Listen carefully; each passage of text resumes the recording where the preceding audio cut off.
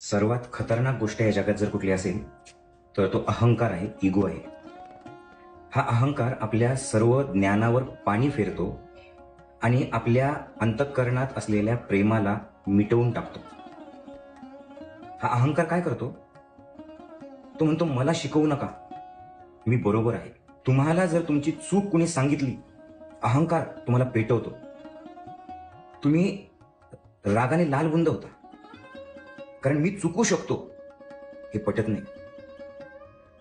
अहंकार तुमच्या मीला खतपाणी घालतो आणि नात्यांना मारून टाकतो.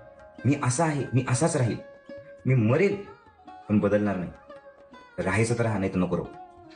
अहंकार एकटा करतो तुम्हाला. यातून जर बाहेर यायचं असेल तर प्रेमच तुम्हाला बाहेर काढू शकतं. फक्त प्रेम. माझ्या आधी सर्वांचं चांगलं होऊ दे, हे सर्व माझे आहेत. आणि दुसरी गोष्ट आहे, निराग असता, लहान बाळ होणं. मी चुकू शकतो, मी माणूस आहे. चुकणं काही चूक नाहीये. चुकणं ही बरोबर असण्याकडे जाण्याची एक पायरी आहे. पण मी, अहंकार, तो तुम्हाला मान्य नाही करू देत. आणि म्हणून या अहंकारातून बाहेर यायचं असेल तर प्रेमाने भरून जा.